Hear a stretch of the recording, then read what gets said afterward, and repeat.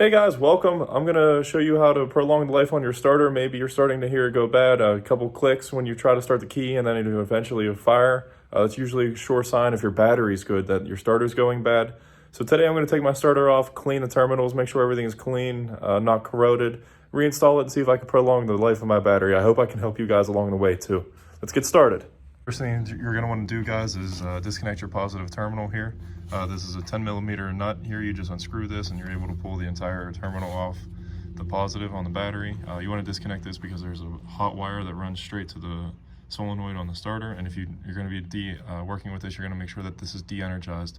This way you're not touching a live wire or anything like that. Alright guys, next you're going to want to remove the heat shield. The heat shield has a bolt here and here. I already have mine removed, that's why it's not visible on my engine. I've already taken it off. Then you're going to want to disconnect the ignition wire, which is this yellow wire up here. You can see the connector.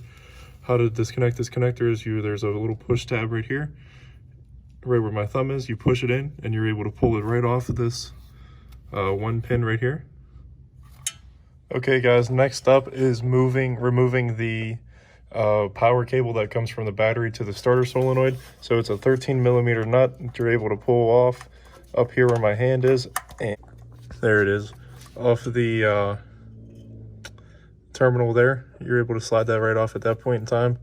Now there's going to be two 15mm bolts to remove the starter housing from the transmission. There's a bolt here, and then you can see this bracket right here that looks like it's a safety bracket from the front drive shaft.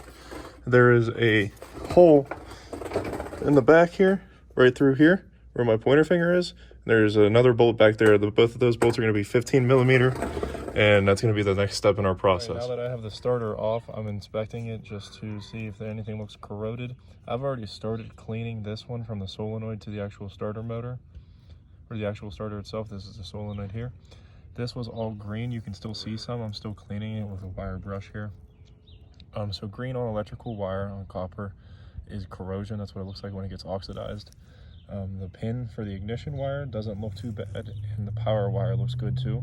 So what I'm doing is I'm just trying to clean some of this corrosion off here and see if it will work any better. So this nut here is a 12mm, and just trying to clean it. Alright guys, now I'm going to try to start reinstalling it now that I have it all nice and cleaned. As you can see, I still have the top bolt in the transmission housing. What I'm going to do is try to put the starter in, loosely put that first bolt in, and try to locate the bottom hole for the second bolt through this bracket here. So that's my plan of attack. Let's see if it changes as I start getting to work. We might have to take this actual bracket off all the way if I can't get this bolt to line up here. All right, we got that top bolt in real quick and easy. Now let's try to see if we can get this bottom bolt in through this bracket. And I'll check back in before I start putting on the electrical connectors again.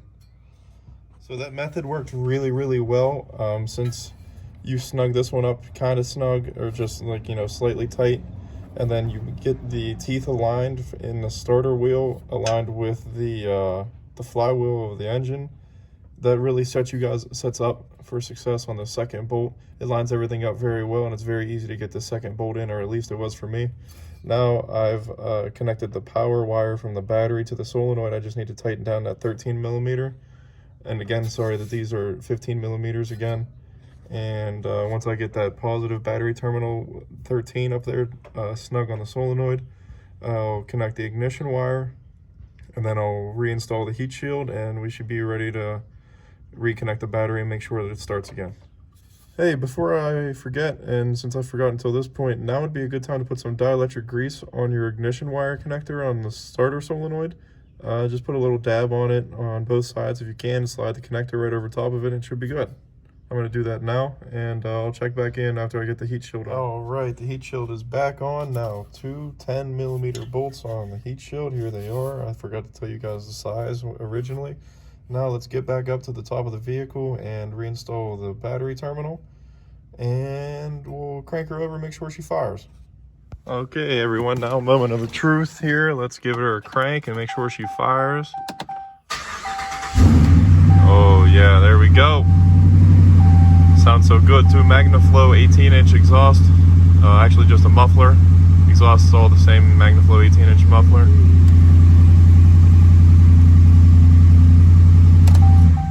All right, guys, there you have it. We are now complete and finished. We cleaned the starter connectors and some of the solenoid, and hopefully we're able to prolong the life of the starter. If I have any more issues, I'm probably just going to replace the starter, but I hope I can save myself some money. I hope I saved you guys some money. And thanks, guys. Like, comment, subscribe. Take care. Have a nice day.